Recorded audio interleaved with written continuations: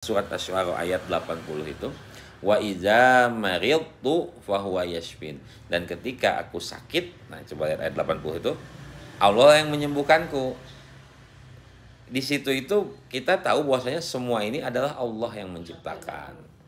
Ya kan? Tapi Nabi Ibrahim bilang, ketika aku sakit, Allah yang menyembuhkan. Harusnya kan kalau semuanya Allah, harusnya ketika Allah membuatku sakit, maka Allah lah yang menyembuhkanku. Tapi Nabi Ibrahim bilangnya ketika aku sakit, bukan ketika Allah membuatku sakit. Nah, itu adalah sebagai bentuk penghargaan. Ya betul, penghargaan atau bentuk etika kita, bahwasanya kalau yang buruk-buruk kita nisbatkan kepada diri kita sendiri, walaupun pada hakikatnya apa?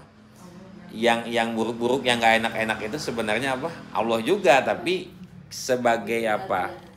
Sebagai etika kita, sebagai apa ya? Menghormatkan, memuliakan Allah itu, yaitu adalah ketika ada yang nggak enak kita nisbatkan kepada diri kita sendiri.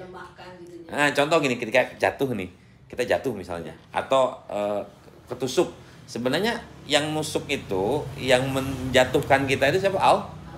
Cuman kan kita nggak bilang, oh ya Allah menjatuhkan saya, enggak kan? Nah, sama kayak Nabi Ibrahim. Nabi Ibrahim bilang, kalau yang makan, minum itu karena baik-baik kan, ngasih makan, ngasih minum kan baik, maka dinisbatkan kepada Allah.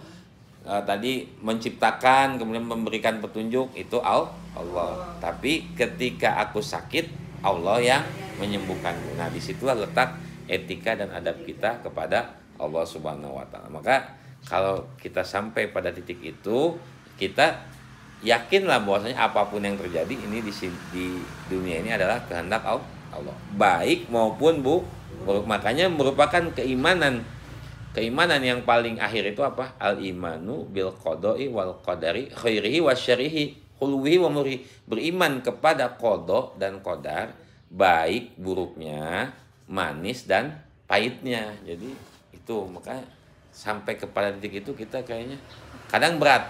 Kadang kalau yang manis, oh iya, ini apa, datangnya apa? Dari Allah. Kita yakin, oh ini. Tapi kalau yang buruk, kita itu apa? Suka, hati kita tuh suka gitu loh, suka apa?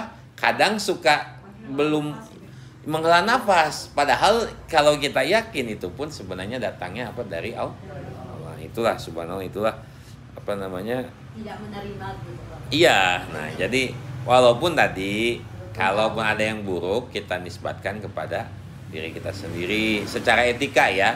Tapi pada hakikatnya secara keimanan kita yakin semuanya itu datang dari Allah.